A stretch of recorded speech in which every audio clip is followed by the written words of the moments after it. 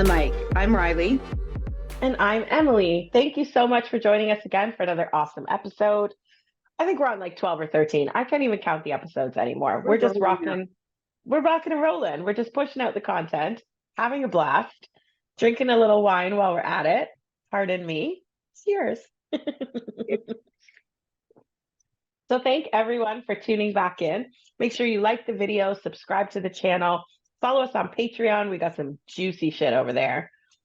All of our social media and stuff is in the caption below. Be sure to follow us and join in on all the polls and questions and all the fun things we put up there on Instagram and Twitter and TikTok and X and whatever. We're everywhere. Just follow all the things. So we've got a bit of a dramatic and juicy one. It's going to take a few episodes to get through this tale because a tale it certainly is. Riley, we are starting off with our first ever hire. Yes. Take it away. So we're going to rewind really to, before Muse opened. So Emily is still in the business. She's nearing the very end of her career. Muse is going to be opening and we need to start hiring. So at the time, we set up an interview.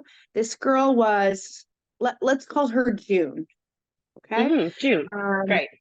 June, our first potential hire. Emily was still in the industry, like I said, and she was on shift at her spa that day. So we needed to interview her. And at the time, we did everything together. So it was, we both have to interview her. I mean, in hindsight, why didn't I just do it? But so we met at a Starbucks that was very close to where Emily worked. And she kind of snuck out of the building and we interviewed June. Bit of a family friend of mine. I use that term very loosely, but there was a family connection. So I kind of knew who this girl was. Right.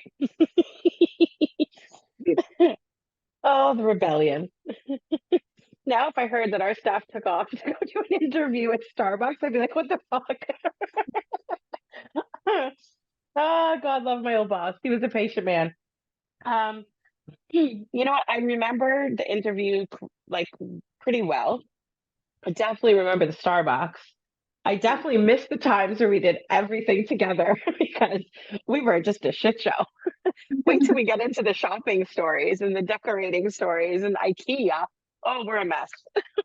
Yeah. I was very blonde at the time. We were both very blonde and very blonde. The epitome of the cliche. We stumbled, we fell, we did all the things. But this interview in particular was successful. Also another blonde. And it was a great interview. We were very excited. I remember there was kind of like an automatic trust because of the family connection. Not only did you know me, but you knew a few other people in the biz. And she was definitely one of them. So there was not just a trust via connection, but a trust via experience, I think, too. And we were very excited. This was our first employee. The people that I fucking worked with hadn't even committed to coming to work with us yet. And she was on board. She was full-fledged, full joy, 2 feet in, on board with all the things that we had planned. And so it built at the beginning, especially from I'd say a few months before we opened, up until about 6, 7, 8 months in. She worked a lot. We only had half of our spa built at the time. We were tiny. Baby Muse was tiny with 3 little rooms. We had a whole back section where we'd lunch. A couple of girls were smokers. People would have a smoke. Like it was just a chill zone. Reminding me of high school, like smoker's corner. That's totally what it was. And then we'd bounce ideas and we'd shoot the shit and we would talk about some of our plans or some of the things that we really wanted to do that we kind of knew would like, I don't want to say change the game yet. We weren't at the point of like knowing our power, but it was definitely disruptive stuff in the sense of creativity. It was things we really wanted to launch or to like immerse into the industry that we felt was really missing. That was kind of the whole point of Muse was we felt there were these gaps and stuff missing and couldn't women do it better? So here we were, just 3 girls, just literally bouncing ideas and shooting all the shit. And after about, I don't know, 6, 8 months or so, um, a part of, how do I premise this?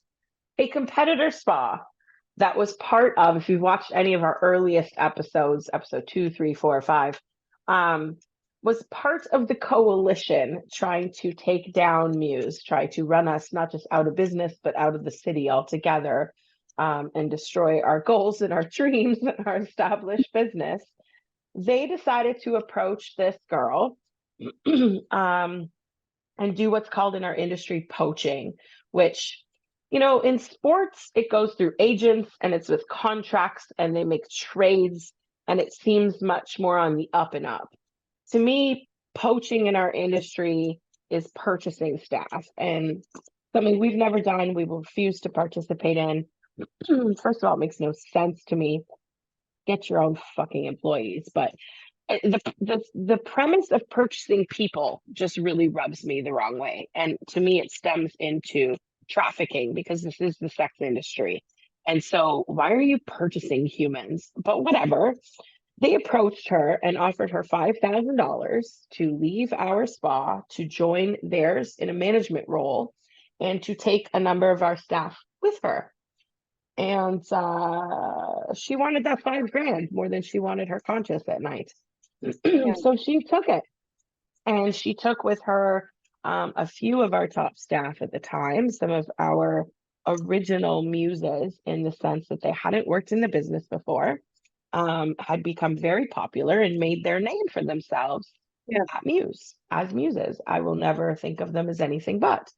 But they took the bait as well. Little did they know that she was paid bonuses for taking them, so trafficking on trafficking, but whatever. Um, and they didn't even end up staying at that other spa for very long because it was not nearly as good as Muse. Nowhere is. But yeah, for $5,000, she decided to take everything and all of our ideas with her, which to us was the infuriating part. And I mean, I've always been a non-truster. And as we even touched on in previous episodes, I think I've helped guide you into not trusting people at times. But I Yep, trusted her. And it pisses immensely. me off to this day because we spoke so candidly with her, not thinking anything like this would ever happen. She was a part of the team in a sense. I mean, I would never put myself in that position again, but we told her a lot of things. So when she moved on, she had a lot of information. And Hmm. I mean, the staff that went, that's a financial, hurt for the moment. Of course, we're going to recover, but more so the plans, what we're up to, the things we talk about it was huge. Hmm. I almost would say I considered her a friend. I thought she Mhm. was someone we could not just trust, but we trusted her opinions on things and her feedback or response to some of our ideas. She was um she was enthusiastic about a lot of ideas. She had been in the business for a while. I think when we premised it as like, isn't there a gap here? Wouldn't it be cool if this was included? Or take this element from another part of the world or something and inject it into the Toronto scene. And she was really gung ho about all our ideas. She got us pumped up about our ideas. Um, so much so that not only were all these employees we thought very team Muse, they were, extremely excited to be not just on the team, but the buzz was really happening for Muse. Not only were we new, obviously ruffling some feathers with all this new idea shit that was disrupting very comfy, cozy businesses that had otherwise operated very the same for years. Um, we had a real team feeling. I remember specifically going to some of the industry events. There used to be events that would happen a couple times a year, usually held at a strip club, different strip clubs each time, or different agencies would come and bring their girls to escorts. The strippers would obviously be there. And not very often were massage parlors included, but we, of course, made a fucking point to be at every single one of those parties. And I remember the first one, we showed up in all red. We were the only team there that had like colors, that had identifying stuff. We had our own booth and our own decorations and our own, like, this is our our zone, like a VIP zone for the night. Um, Fast forward a few months, there was the Halloween party where we all showed up as French maids and everyone had a different French maid outfit. But we were like this herd of like 18 different French maids just rolled into the strip club. Like we were part of a really cute team. And people tease us sometimes and say Muse feels like camp. And I'm like, isn't it like day camp though? It really is. Like we've got team spirit. We do activities and we have parties and themes and things and decorate for Christmas. Like we do all the cutesy stuff that is everything that my dreams are made of. I blame being raised by a teacher because everything had a bulletin board and a border to match and stars for everyone. And like we had so much fun with all this stuff. And it was our first experience of being poached from. It was our first experience of attendance that we adored leaving for somewhere else. It took a few years to get over each time that would happen because the poaching till this day still happens. I Um, think it was the first time betrayal from the inside, mm, mm. right? Oh, I just felt that when you said it. Because, like, it's one thing when it's outside the house, but this was coming from inside the house. And not just inside the building, but like we said, a friend, someone that we trusted, someone that was connected to your fam. Like, what the fuck? it Yeah. was it was the ultimate betrayal. But at the time, we didn't really know all of the intricacies of kind of what went down, or, was it just the one spa, or was it the whole coalition against us again? And I definitely remember the way that we found out 1,000% who was involved with ratting us out or attempting to rat us out to different governing agencies, be it bylaw, be it the tax man, be it police officers, be it down to building inspectors. Dun, dun, dun. And here we Well, were doing our first expansion renovation. we had discussed building.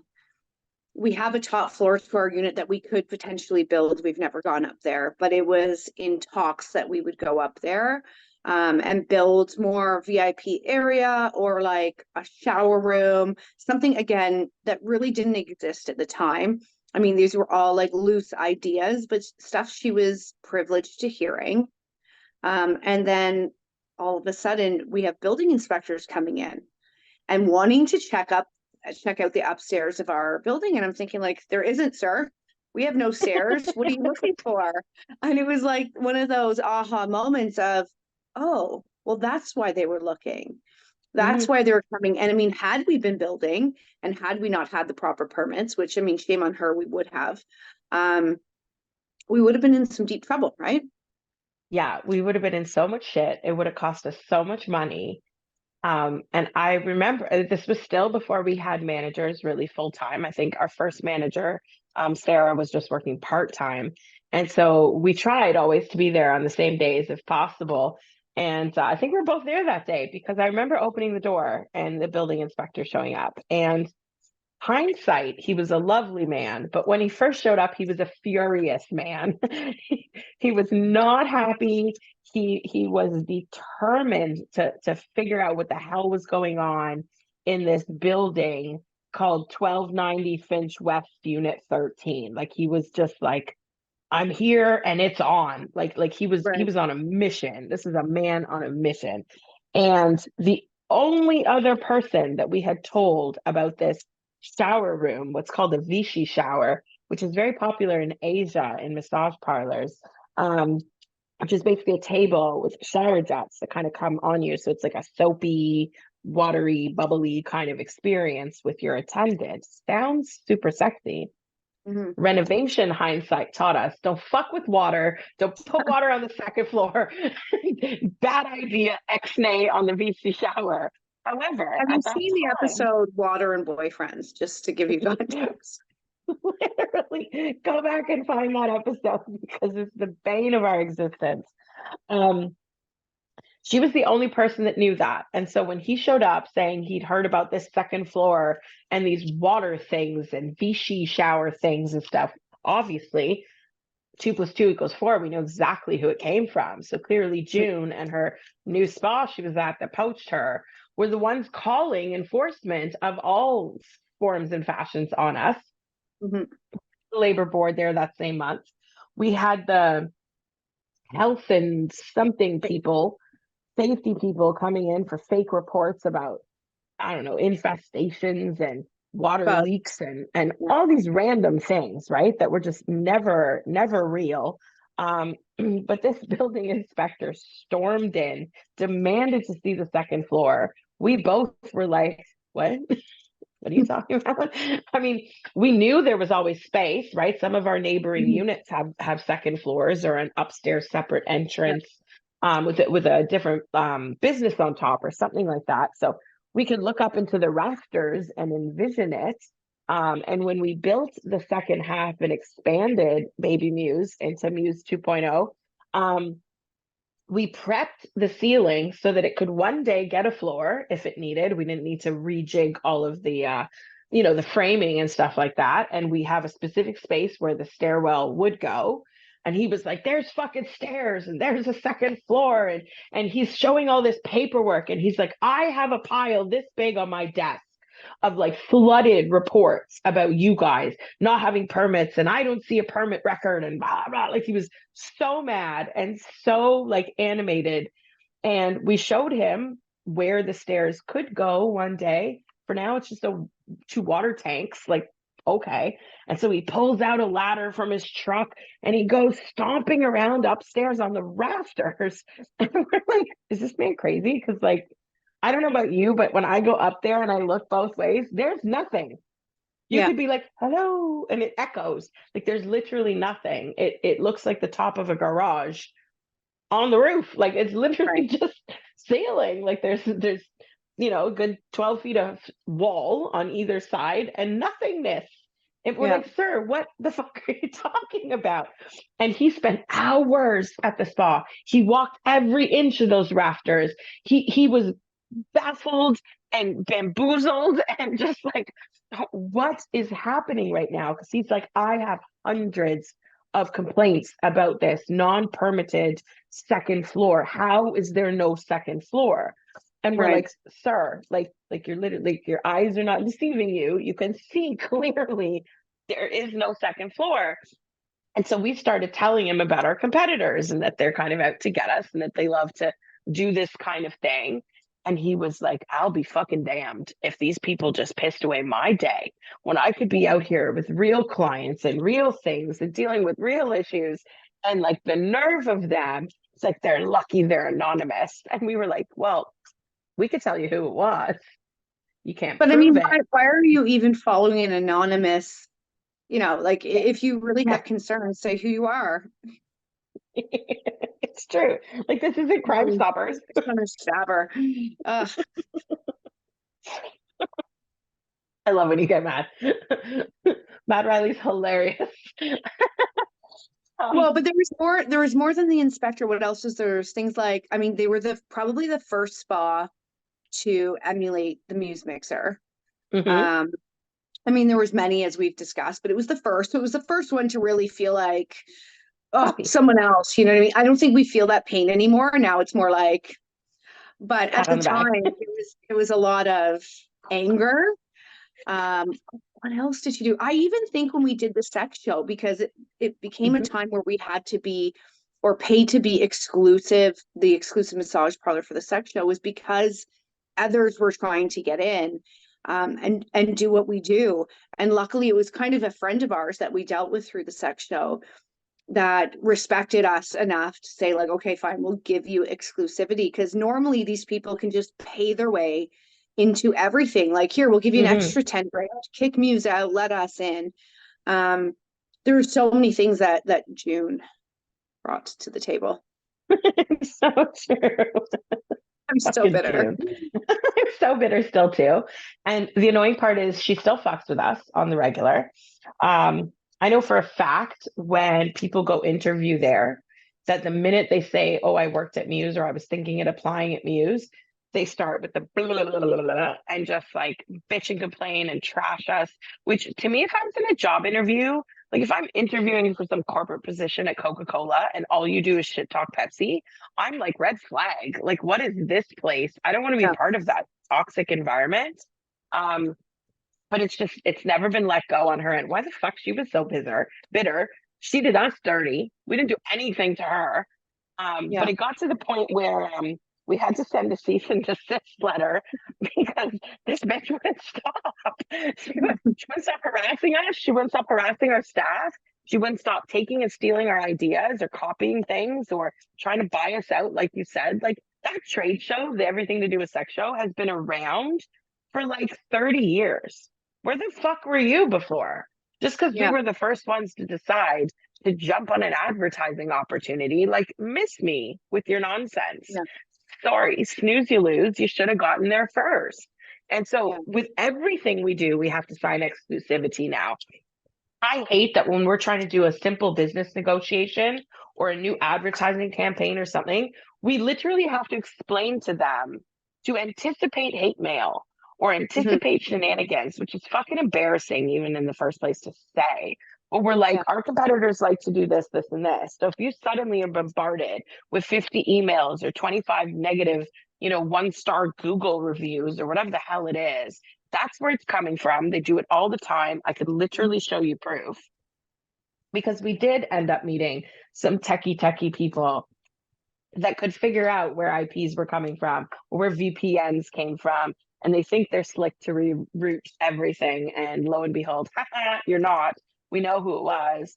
But the funny thing about this building inspector is it was so verbatim that there was no questioning who it came from. It was so obvious.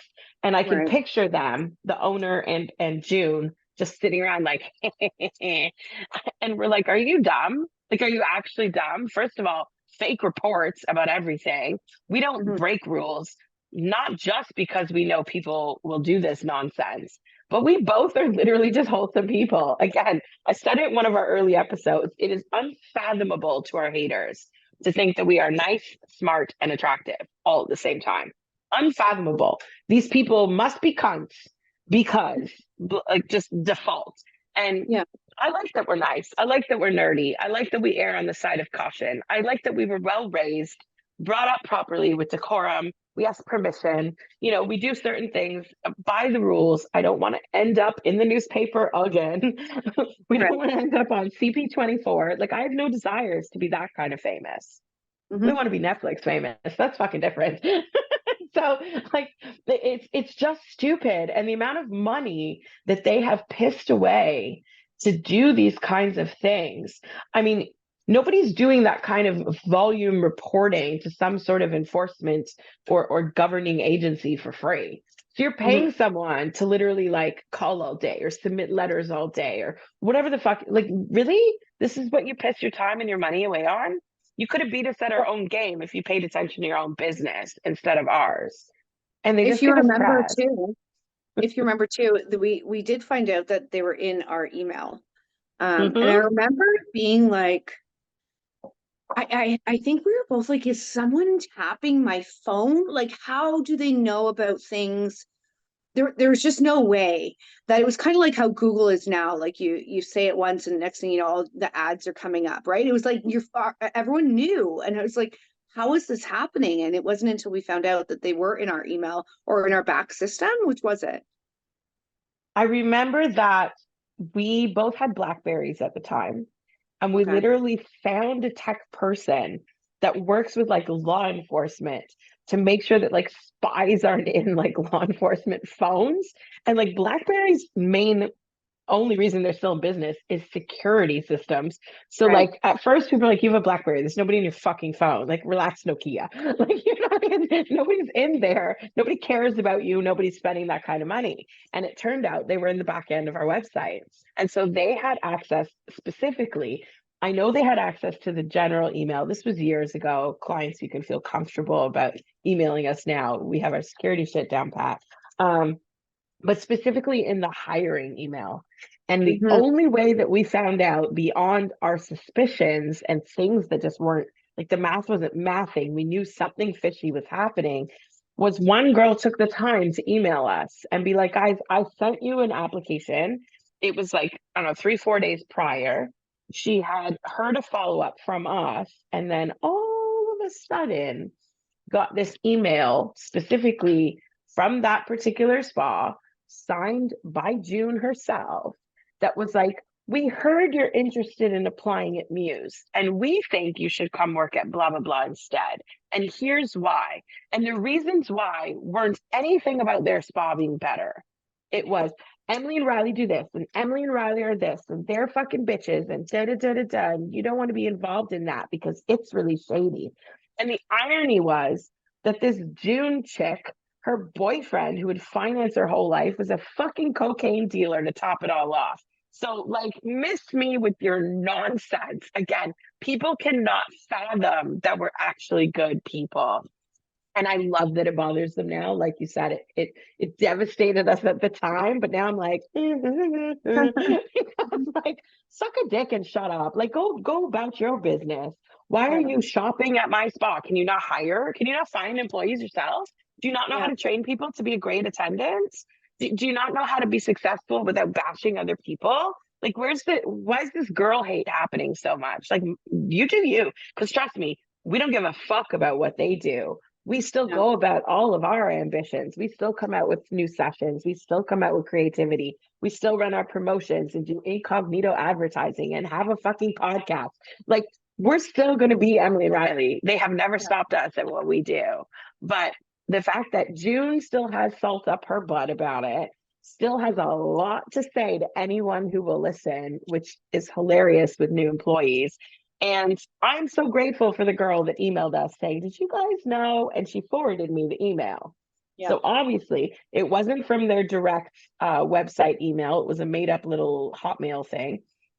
But signed it with her name, Love, June. And I was like, oh, there it is. Fuck you. And of course, then we're on the phone with our web guy, and it was a whole scramble to tighten up the back end. And then we saw how much they were in it and how much they were trying to like manipulate our website or like edit things and adjust things and direct people. They tried to change our map, if you remember, to send them to their spa instead of our spa. And I'm like, set the actual fuck. Like, it extended so much. And like we said, to this day, we still hear and know about the fuckery. If you listen to an episode a few episodes back about a girl that was paid by another spa to poach our staff, guess what spa? Same fucking place, same fucking June and owner. So there's part one of the June story, because there's a lot more to June and the things that she did. So I think we'll save that for the next one, or maybe a few episodes from now. I really hope June's watching. Hi, June. This is wow. You're so cute. And guys, let's wrap it up before we get carried away. Okay. I don't want a mean girl at all. We support the babes of the business. And if owners want to fuck around, that's on them and their conscience. We sleep well at night. Look how gorgeous we are. Are you kidding me? It's amazing. Anyway, thanks y'all for listening to this hilarious episode entitled June. Make sure the bitch again. We definitely will. It will come up again. Make sure you like, subscribe, follow on all of our social media, join the Patreon, and subscribe to get some extra juicy content over there. And thank you for tuning in again, listening to our journey of owning a rub and tug. We'll see you next time. Thanks, guys.